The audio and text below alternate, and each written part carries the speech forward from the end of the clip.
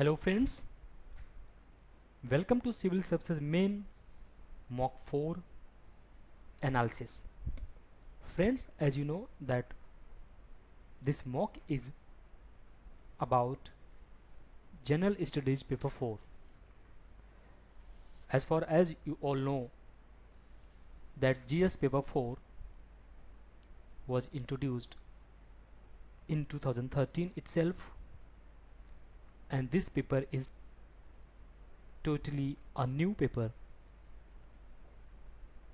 GS paper 4 of UPSC Civil Services Examination contains ethics, integrity and aptitude. Now the question arises that what does this paper demand, or what about this paper belong to? So this paper will include questions to test the candidate's attitude and approach to issues relating to integrity, probity in public life and his problem solving approach. Problem solving approach to various issues and conflicts faced by him in dealing with society. Questions may utilize the case study approach to determine these aspects. So first of all, when we look at this paper, so this paper is all about a candidate's decision making approach, his temperance, resourcefulness, etc. Let us see the subject wise breakup of this mock. So we all know that this paper is also of 250 marks. Maximum marks allotted are 250 and the time allowed is 3 hours. Here we can see that there are 15 questions in all and the maximum marks for 15 questions are 250. When we find out the subject wise analysis or breakup, then we can see that there are 2 questions based on ethics and human interface, 40 marks in all. 4 questions based on attitude and aptitude, 65 marks in all. 4 questions based on fundamental values for civil service, 65 marks in all. 3 questions based on ethical concerns and dilemma, 60 marks. Probity in governance, single question of 10 marks. Work culture, single question of 10 marks. We can see here that there are 15 questions. For them there are 250 marks allotted. When we compare this question paper to GS 1, 2 and 3, we find on the basis of the marks of 2013 we can say that GS paper 4 is an open-ended question paper. The questions are very subjective and general marking in this paper was good. While in GS paper 1 the average marking was 75 to 80 marks out of 250, in paper 4 the average marking was 110 to 120 marks out of 250. So it is easily to say, easily to predict that a candidate can earn 50 to 60 marks as in this paper. So let us start one by one question and the okay friends, let us start discussion of GS paper 4. Question number 1.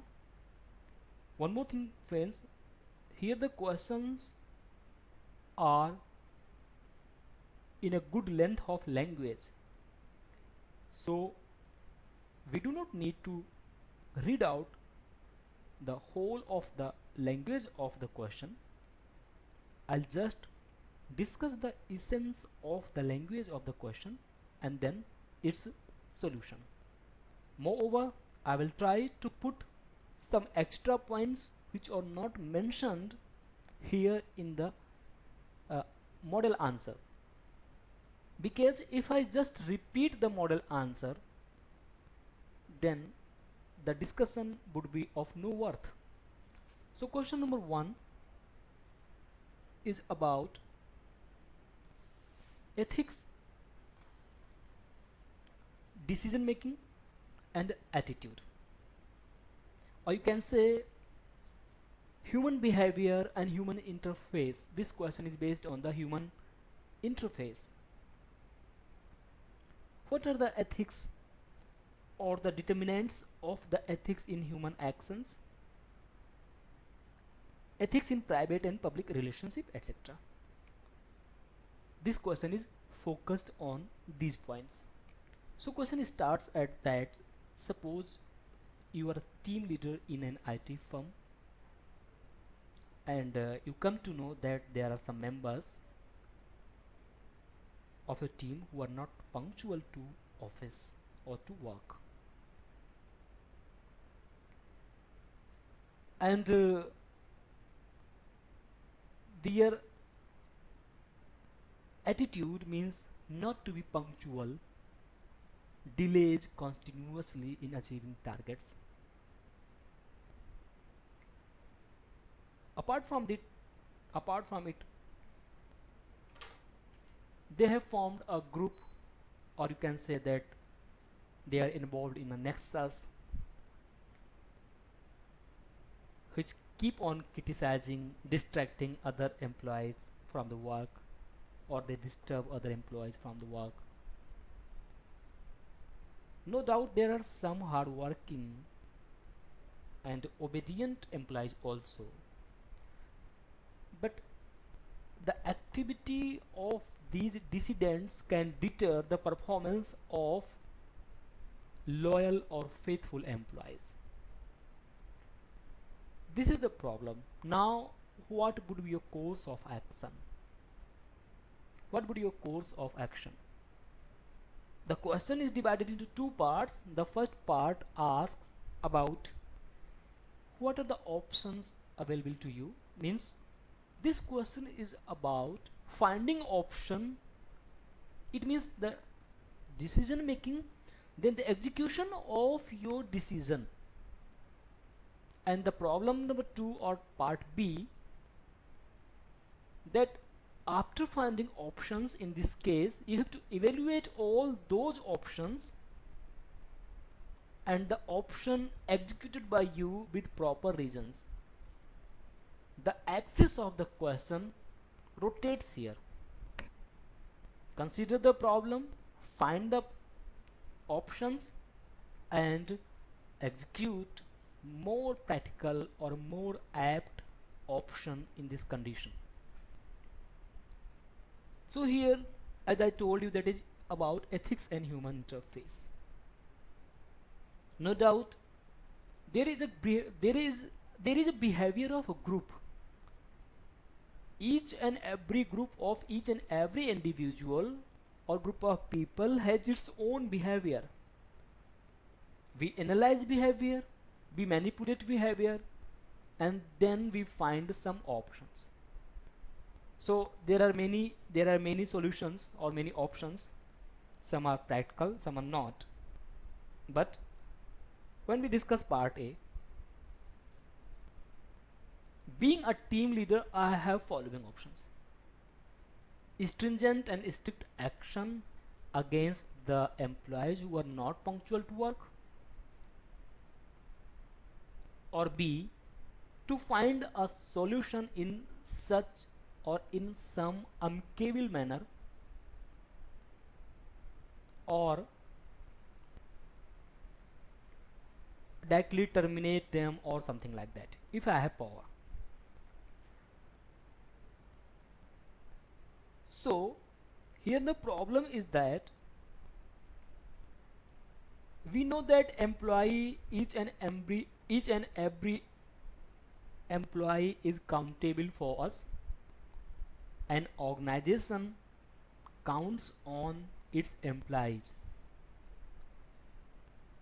So the middle path, or the natural way of decision, is that give them a chance. Don't be too hard, don't be too soft. It does not need that I have to be rash about them.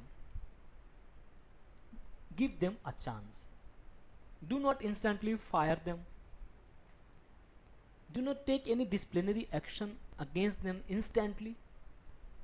Talk to them, negotiate them, listen to them, open to yourself to them in front of them, and let them open also.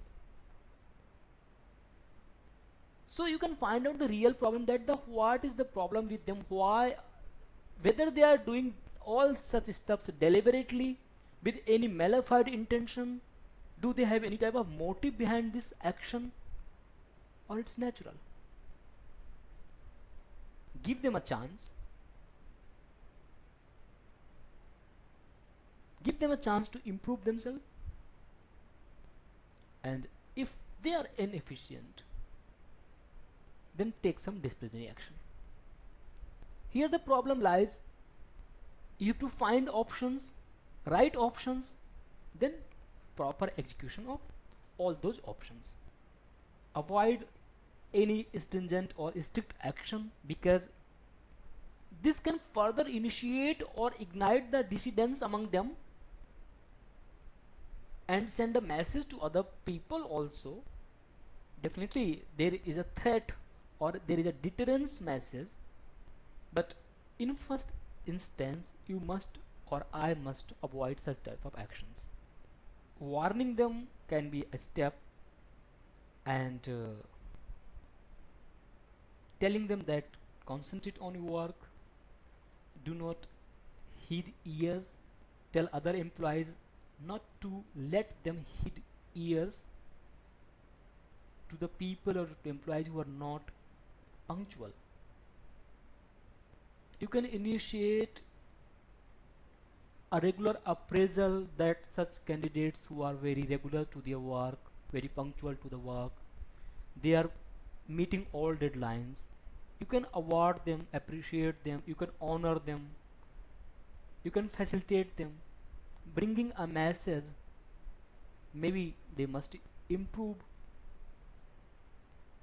So first of all, set an example. Set an example of an organized and balanced behavior.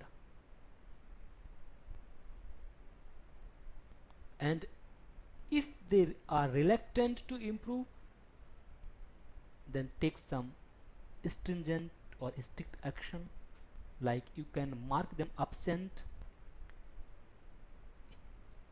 You can approach to your HR system for the deduction of the salary or the deduction of the leave balance or something like that.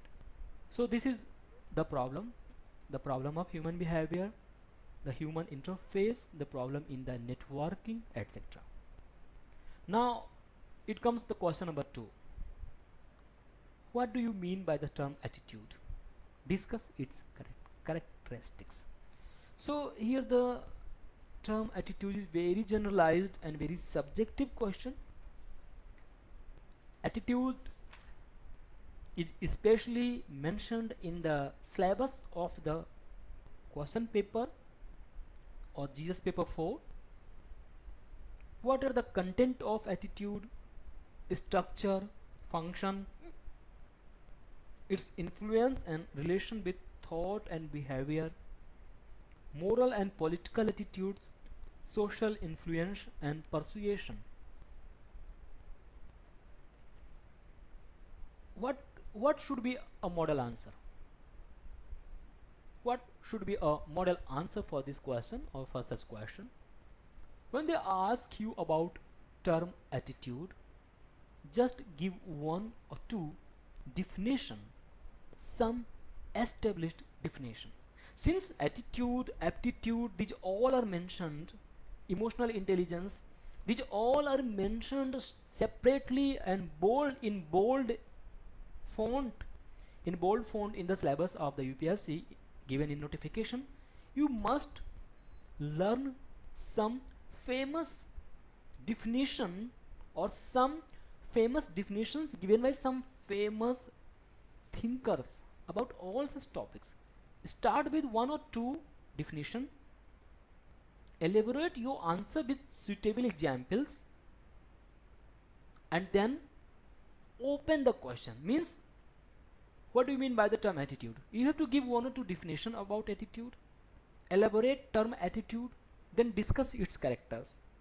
Means, directly come to the discussion of the characteristics or the features of attitude, giving some examples. Suppose that here the model answer shows that attitude is part of behavior, or attitude is governed by behavior. Like culture is man-made and culture is learned, in that way attitudes are also learned. Attitudes are learned behavior, you can say. There is a strong variation in attitude. It can be a strong positive to a strong negative attitude. It can be pessimistic, it can be optimistic attitude. Likewise, attitudes are multiple or numerous, means it has its strong variation, different horizontals and variables in attitude. An attitude of a person is its internal disposition. Moreover, attitudes have consistency, and attitudes occur within a situation. Okay friends, let us see question number 3. Question number 3 is all about decision making. It is about emotional intelligence and utilities and application in administration and governance, about ethical concerns and dilemma. The question is like a case study in which Bindu is a candidate who wants to prepare for civil services. She wants to be an IAS officer right now. For that, she has left a well-paying job at a software company, and recently she got the fellowship program for Prime Minister's Rural Development Fellow. She wants to prepare for IAS, and in that way she has just rejected the job, or you can say that she has resigned the job from Prime Minister's Rural Development Fellow. The problem is that her posting is in a Naxalite area.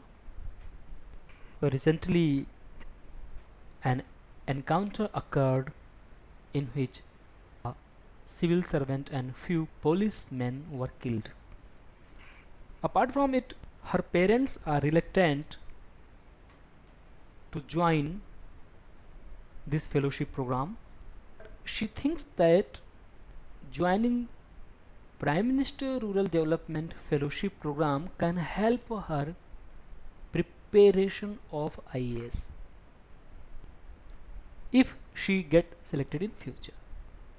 Moreover, if she get selected in future, the work profile of Prime Minister Rural Development Fellowship program and the experience get by her during this fellowship program would help her in execution of her duties if she becomes an IAS officer. So here, what is the problem? Problem is that now the question is divided in two parts. What advice would you render to Bindu? Substantiate with reasons. And B, do you think it's right on her parents' part to say no to her decision to join the fellowship? Examine. The first part is about risk taking. As we all know that the civil service examination is a quite competitive field. If she comes to prepare for IAS or civil service examination, after resigning a well-established job, then it is about risk factor and risk taking. But again the thing is that where there is will, there is way. So as far as problem A or part A of this question is considered, Bindu's decision to join Prime Minister Rural Development Fellowship must be appreciated, because this is the platform which can give her more wide and more verified or diversified exposure. PMRDF can provide her an environment where women in India progress in their careers as they balance and demands of personal and professional life. Moreover, if the problem is that to be posted in a Naxalite area, and if she or if for this reason her parents are reluctant, then there is no guarantee that after becoming an IAS officer she would not be posted in a Naxalite area. Suppose after allotment of cadre she gets a state where is affected by Naxals, then what she will do? Will she quit IAS? Is that question. So this is not about that if she is going to Naxalite, posted in a Naxalite area, or in that way she must deny to perform her duty, but the problem is about the withdrawal syndrome. If she quits in this case, she may quit in the case of IAS. If she withdraws herself in such case, then there is no guarantee that she would not withdraw after becoming an IAS. So all these assumptions should be denied, all these assumptions should be neglected, and we advise, or I advise, Bindu to join PMRDF. The next problem is that, do you think it's right on her parents' side to say no to her decision to join the fellowship? Again, a problem of emotional intelligence. All parents seek a secure and a safe future or career for their wards. Bindu's parents are none different. Their parents think right. Here what it needs the motive. Bindu must has motivate her parents, convince them and pursue them that she would be posted. Quite possibility or probability that she would be posted in a Naxalite area after becoming an IAS. Then what they will do? What would have their decision in that case? In that way she can substantiate her reasons. They are afraid, they are scared, they are right at their part, but here it is the motivational support. So this is all about question number 3. Question 4, again a very subjective question. What is cognitive dissonance and when does it occur? What are the ways that should be adopted to reduce it? Again a question of, you can say, attitude or the human interface. Cognitive dissonance. What is cognitive dissonance? What is cognitive? Cognition or cognitive is aware perception. Dissonance is conflict of people's opinion or action. So if there is a perceptive conflict of people's opinion and action, then it can be said at the cognitive dissonance. and the definition is provided here. The theory is explained by Leon Festinger's cognitive dissonance defines that how humans strive for internal consistency.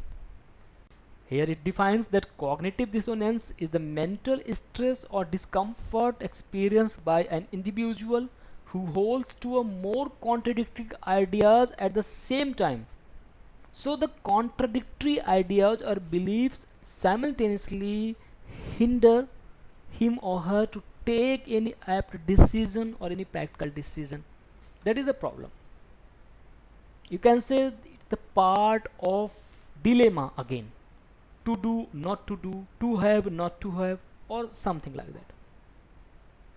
The second part of the question lies on the what should be the reductory measures adopted to reduce cognitive dissonance. Here are some practical examples. Suppose attitude is what? There is difference in attitude and behavior. What is attitude? Attitude is that I am going on a diet and will avoid food high in fat content. And what is actual behavior? Eating a duff nut or some other food high in fat content. So both are contradictory. My attitude says that I would not like to eat any food rich in fat content or cholesterol. But my actual behavior, what I am practicing is eating a duff nut or some other food high in fat content. This is cognitive dissonance. Now, either change behavior or cognition, stop eating duff nut, or keep on eating duff nut and justifying our action. That I am allowed to cheat every once in a while. That I said in that such and such, I said this just like that, I am not sticking my words, etc. Or you can substantiate, you will provide logic to favor your decision or behavior, that no doubt I am having duff nut or any other food which is rich in cholesterol or fat, but I have increased my gymnastic activities, I have increased my workout. These all are supportive logics. Because I am suffering from the cognitive dissonance, but I am providing some supporting logics to substantiate my own decision. Or you can simply ignore all ideas. I did not eat that duff nut. Yes friends, now let us start question number 5. Question number 5 is also a very basic question regarding some actual practice of public administration and values in public administration. Question number 5 is, why are moral values needed in public administration? Discuss. Friends, in such type of questions, you do not need to define what actually public administration is. You just to define or you discuss, explain need of moral values in public administration. If you have studied the syllabus, you must know that in syllabus it's mentioned the moral values, ethical values which are needed in public or civil services. There is a topic, public or civil service values and ethics in public administration, which covers the nature and status of problems, ethical concerns and dilemmas in government and private institutions, laws, rules, regulation, concerns, etc. So what are moral values? The question arises, for what public administration is? What does public administration target? The purpose and target of public administration is governed by moral and ethical values. Suppose there is the delivery of good governance or good services.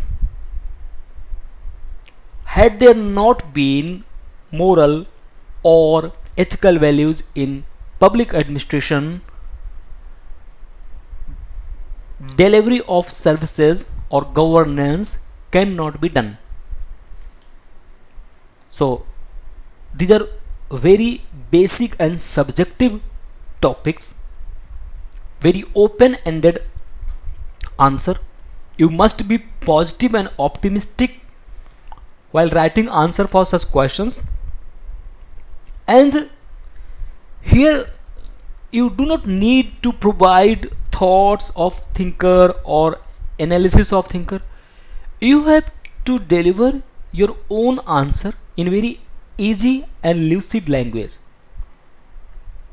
If we talk about the 4 pillars of public administration in delivery of services, they are transparency, accountability, professionalism, and leadership. To delivery of the services in the way of transparency, to hold accountability and responsibility, professionalism, leadership, etc. These all are guided by the human values. These are the essence of the moral values. Because our moral and ethical values control our behavior, and in that way we will be able to deliver a good type and kind of services. So that's why moral values are needed in public administration. And nowadays, when the governance or the services are towards the people or pro people, I think that the moral values, suppose we talk the corruption or the black money, when the moral values or the ethical values degrade or deteriorate, then there is the malfunction of the services. So this is question number 5. Now come to question number 6. Question number 6 is a case study. You are posted as a superintendent of police of a district. The problem is that parents of a girl directly approach you alleging that few youth of their locality gang raped their daughter while she was returning late in night from her office. They are alleging that local SHO is refusing to register the case against the accused youths. Moreover, when they went to register complaint, they were insulted and threatened with consequences if they made the case public. The parents allege that the local SHO has taken bribe from accused youths and has left them off without registering a case against them. Now the parents are saying that as a last resort they would go before the media, but they are also scared about revelation of their daughter's identity and her losing the job too. What's the problem? The problem is at many level. First, the problem is the insensitivity of the officer. His failure to deliver his service, his withdrawal from his duties and responsibilities. Then the problem is psychological. Some type of counseling is also needed. Being chief police officer of that district, you are superintendent of police, you are the chief police officer of that district. What must be your course of action? First of all, there are legal actions, social actions, psychological actions. First of all, you will take the legal action. Legal action is that you will order to SHO or the officer in charge of that locality to register an FIR first of all. If he is not doing that, you can suspend him, you can transfer him, and you can appoint a new officer in charge who will deliver the service. The second thing is that you will meet the parents of the victim and counsel them, make them believe that justice would be done, because the confidence or the faith building measurement is very important in the delivery of services. Why people are withdrawing themselves from the police? Because police has a negative connotation in the mindset of the common people. They are not coming to police station to lodge their complaints. They deter. Again, you will convene a team who will raid to arrest the accused. Meanwhile, you will send the victim for a medical checkup. That's very important. That's very important to capture the evidences. And simultaneously, you will provide a counselor to victim or her parents.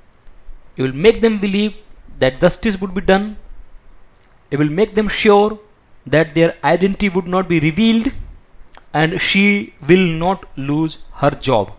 For that, you can approach to her current employer also.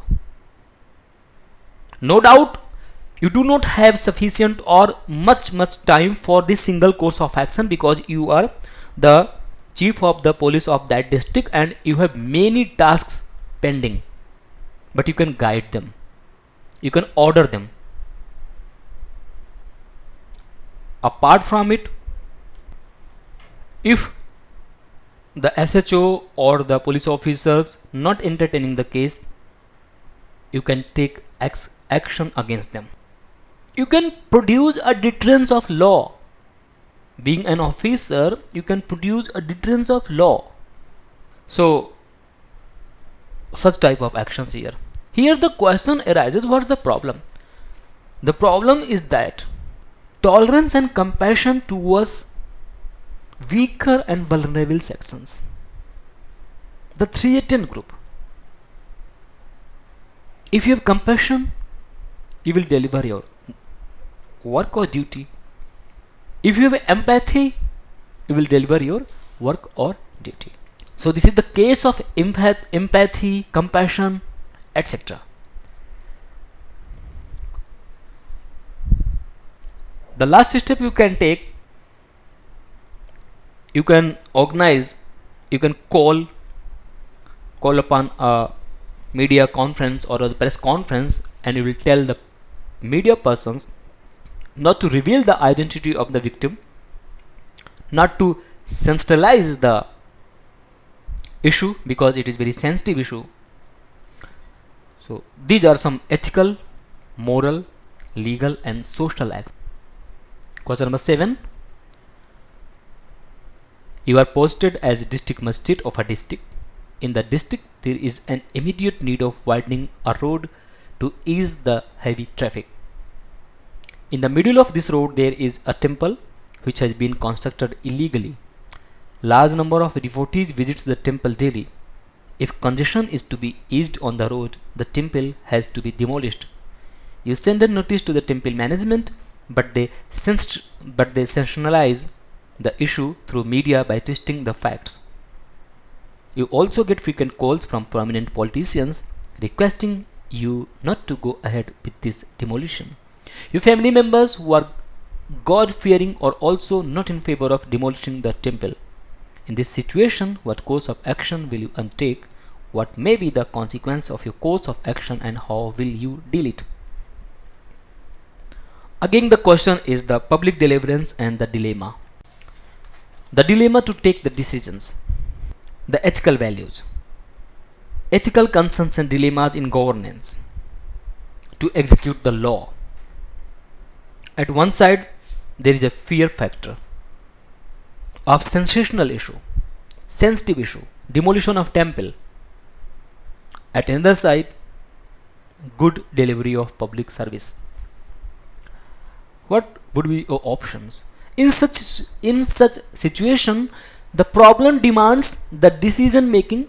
Decision making starts choosing the option, then execute the most practical or the most apt option. So, being district magistrate, you are the chief of the law and order in that district.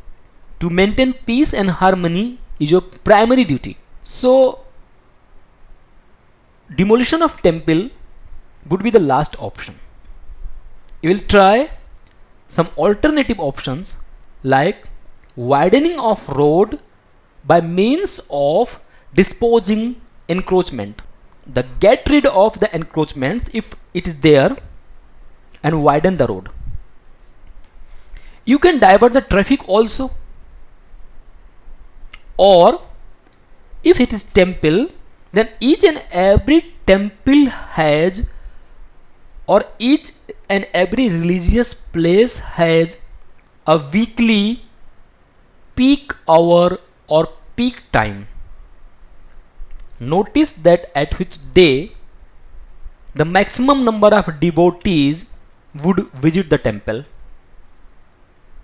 Issue a route advisory for that particular day and particular time, diverting the traffic. It would be an option, but such type of option would be regular and substantial. These all are not one time task, they must be regularized. Again, meanwhile, simultaneously you start negotiations with the temple management, making them convince, make them understand that the problem is grave, and not this day but tomorrow or the day after the temple needs demolition. Prepare them mentally for the demolition, and in that way prepare the media also and prepare people also for the demolition in future. Instant demolition create a havoc. It can initiate the disturbance and chaos of the law and order. So, but if the demolition needs urgently, then you must call sufficient number of forces to avoid any type of conflict or the loss to peace and harmony. This would be the course of action in this case. Question number 8. What are the challenges to neutrality of civil servants in public service? Discuss. This question is also belong to the ethical concerns and dilemma. Nowadays, civil servants form a nexus with the strong politicians. Following that nexus, they perform all duties and delivery of services at their will. They manipulate the situation and they take benefit of it. So what are the challenges to neutrality of civil servant? A civil servant must be neutral and just. These principles are also guided by moral and ethical values. So each and every, we find the solution of each and every problem in the moral and ethical values. If a civil servant is neutral, corruption would not be problem for him or her. To take favor of any faction or section would not be a problem for him or her. But if he or she is not impartial, not unbiased, he cannot deliver duties and responsibilities. So challenges are, and the question arises here, the probity in governance. What are the codes of ethics, the codes of conduct, citizens charter, work culture, etc. Here we find the solution considering all such means like code of conduct, citizens charter, code of ethics, etc. To become a neutral civil servant, here is the model answer says that Complaints to CBC can be done. CBI, police or lookouts can be done regarding erring bureaucrats or ministers. Suppose any senior officer is influencing you, or any minister or any leader is influencing you to take wrong or malefied action, you can complain. You can act a whistleblower also, and you will be protected under Whistleblowers Protection Act 2011. But it is also one of the major challenges to the neutrality of civil service in public service. Question number 9. On completion of probationary training as an IAS probationary officer, you are posted as Deputy Collector in a subdivision of a district. You are entrusted with the responsibility of ensuring the completion of pending projects and start few greenfield projects in the social sector. To ensure probity and transparency in your office, what steps would you take immediately? Explain. Simple question about the delivery of services, utilization of public funds. If there is corruption, any type of corruption, then challenges produced by corruption, code of conduct, work culture, etc. So you were posted as subdivision, deputy collector of a subdivision, and you have to ensure the completion of the pending projects. Now, first of all, you will study the project, how much part of the project is done, and how much fund is available for the further project. What time can be, what or how much time can be consumed to complete the project. You will develop a new detailed project report. After developing and creating a new DPR, you can further auction. You can issue auctions for the further completion. Negotiating with auctioneers, you can make the project beneficial and cost effective also. And in such case, since it is a greenfield project, you need to be environment sensitive also. You can use the benefits of the Citizens Charter to make people aware about the project, to take or seek cooperation from the local effective and influential leaders, people, etc. So it is a collective approach done by an officer and people for the people. To limit any type of corruption, the auction must be online, open for all, etc. Question 10. What is work culture? Discuss its characteristics in Indian context. Very easy, subjective and open-ended question about work culture. This question starts with a definition of work culture, and the question demands your answer in Indian context. Here the work culture means especially work culture in public and private system. Work culture, what is work culture? Work culture is the production of the services by means of resources, applying the values and morals, applying moral values and ethics. There are some characteristics of the organizational work culture, especially in the Indian context. They are as simple as that: discipline, teamwork and cooperation, openness, communication and consultation, active participation of the people, timely delivery of the services, innovation, and final, meeting the deadline. These all are some characteristics of the work culture in Indian context. Question 11. How can citizens' engagement be promoted in public service? Discuss, evaluate the merits and demerits of following courses of action. Okay, here the question is about people's participation in development, or you can say that how the public services could be delivered towards a pro people or pro citizen need and target. So the most important is that for the people's participation or the citizens engagement, the public service delivery system must communicate with citizen and people to know their actual need. Suppose we take example from the tribal areas.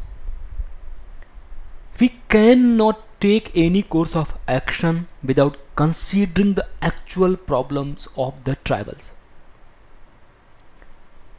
or the backward development areas. The areas which are backward, if there is any program for their development, until and unless we do not know the actual problem of citizen, we cannot address the problems of citizen. And if we fail to understand the problem of the people or citizen, people will not join us. So first of all, there must be a motivational program, understanding of problem, then communication with citizen, then networking with citizen, and then the participation of citizen is ensured. There are many ways to make people empower. Let them aware about the RTI, their rights, government policies and schemes, their participation through local media, through newspaper, through pamphlet, through social media. Suppose we take example of the Swachh Bharat Abhiyan. To participate people in Swachh Bharat Abhiyan or to take an active participation from the part of the citizens, social media has been an important platform. Let people raise their voice and let them heard. If they are heard, they promptly will join us or the public service delivery system, and if we ignore them, they will reluctant. So these may be some measures. Question 12. You are a block development officer of a block in a district. You have been invited by a panchayat secretary to attend the Gram Sabha meeting. The meeting has been called to allot residential pakka houses to the poor with an aim to make this panchayat free of huts. In the meeting, a very old widow approaches you and tells you that she is living in a hut which is dilapidated and is about to collapse. She has no one in the village and she is all alone. When you are about to recommend her a house out of empathy, Panchayat secretary reveals that she was allotted a house few years ago and that she had sold the house to pay her husband's debt. She is very old and she is almost begging you to help her. Selling her previous house was illegal as per Panchayat rules. She has nowhere to go as per government's directive. She cannot continue to live in a hut. In this situation, what course of action will you undertake? Justify your course of action. Again, the problem is related with delivery of public services and ethical dilemma, empathy, compassion towards the weaker and vulnerable sections, and emotional intelligence.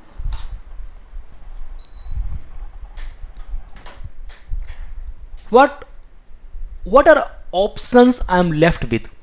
If neglecting and negating all rules, I allot her a new hut, I allot funds for the new house, that would be the violation of law, and it can encourage people to execute such action, that they would sell their house and will demand fund further. If I ignore her, I do not heed ear to her problem, This would be against the compassion and empathy. So I have to follow a middle path. I'll tell her that allocation of further house or fund, allocation of fund is not possible. I can allot her a new house on exceptional grounds as she is very old, but it could encourage other people to do the same. So I'll tell to the panchayat secretary that allocation of a new house or the fund for new house is not possible. I'll arrange her other source of benefits like widow pension scheme, old age pension scheme, etc., and will try to divert the funds from the widow pension scheme or the old age pension scheme to construct a new house. Construction of a new house is an option, but the diversion or the route of the funding of financing will be different. In that case, it would not be the violation of law and the target will be met also. The second option I have that following a volunteer, I'll tell to panchayat secretary that any person willingly take her responsibility at volunteer level and he or she will be paid off from her funds of widow pension scheme or old age pension scheme or something like that. Apart from it, if there is an old age shelter home, I'll try to shift her there also and will arrange a place for her to stay in nearby old age home. But allocation of a new pakka house would be violation of law and I'll avoid it. Question 13. You are a supervisor in a reputed IT company. You are on an official tour in which all the expenses related to lodging and transportation is borne by the company itself.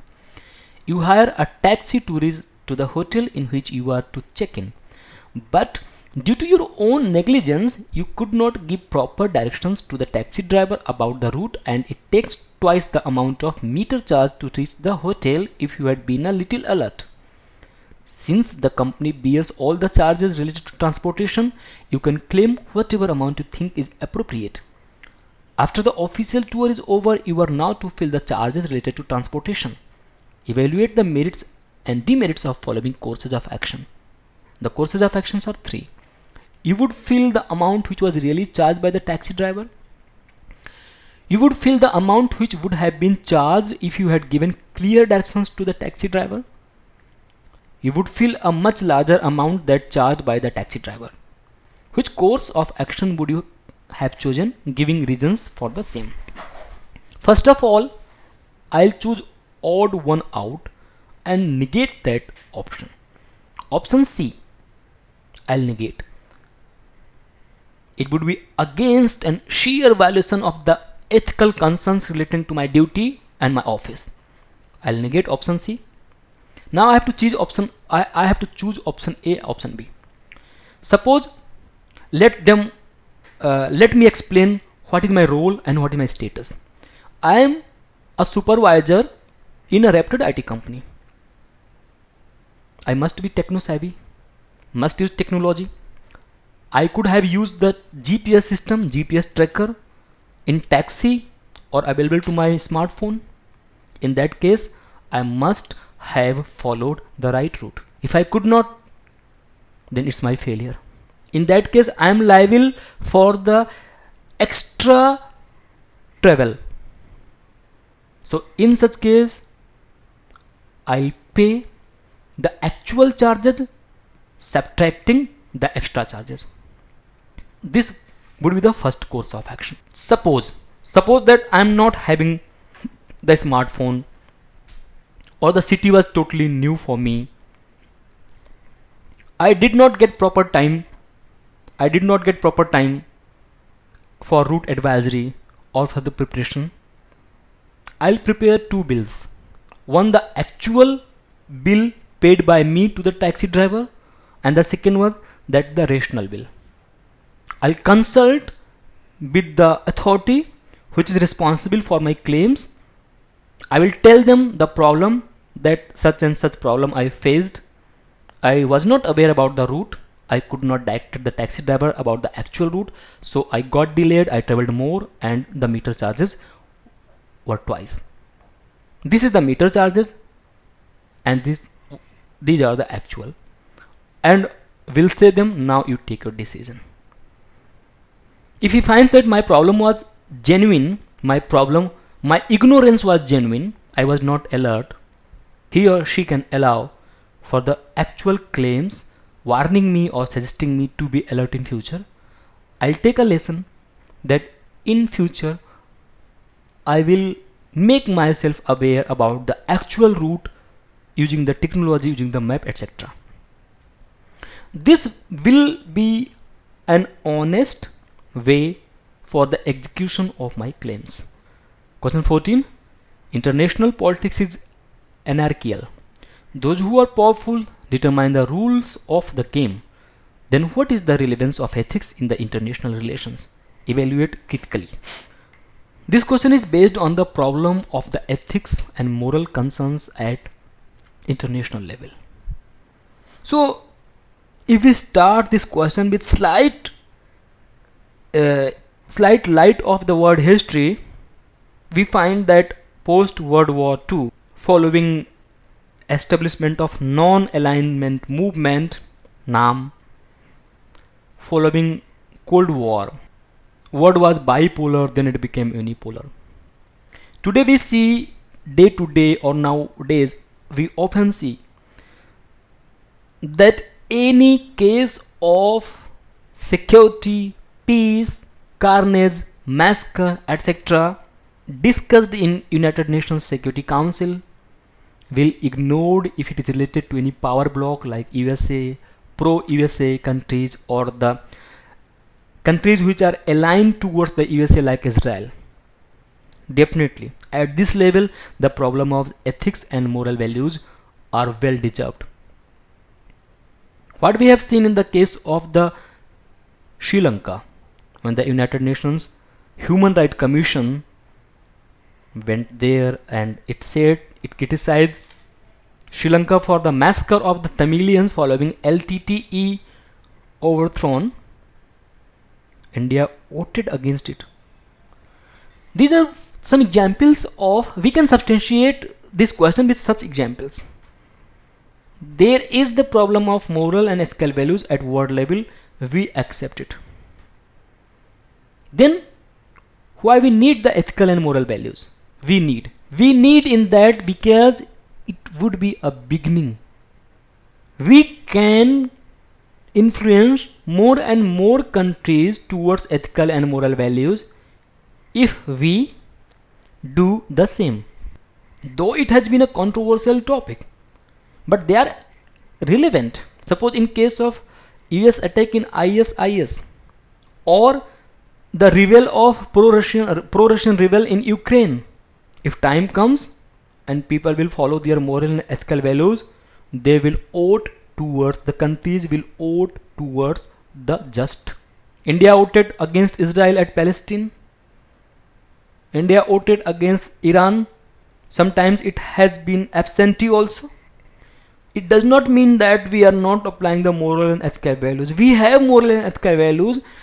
What the situation is that the scenario is that we are failing to apply our moral and ethical values. Here is a line that ethics are a source of conscience, while at the same time there should also be a critic of pure conscience. Conscience is not infallible and thus needs to work for ethics to substantiate its claim. No personal decision or action in the international relation is beyond ethical assessment.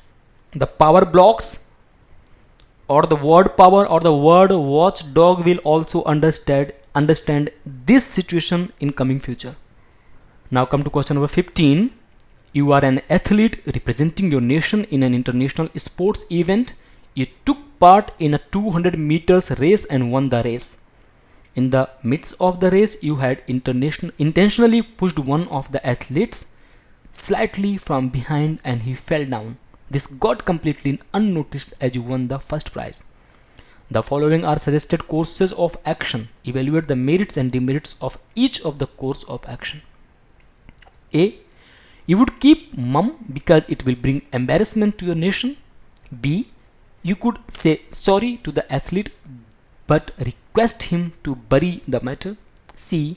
You would accept your fault and be ready for the penalties, if any.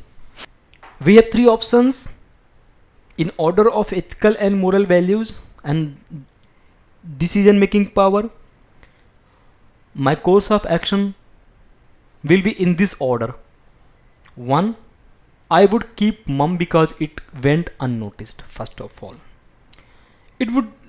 this decision would save me an embarrassment of our country also. Second statement would be I accept my fault. I'll send an apology and would be ready for any type of penalty. And the third step would be I would say sorry to the athlete and say him to be keep quiet since I am winner.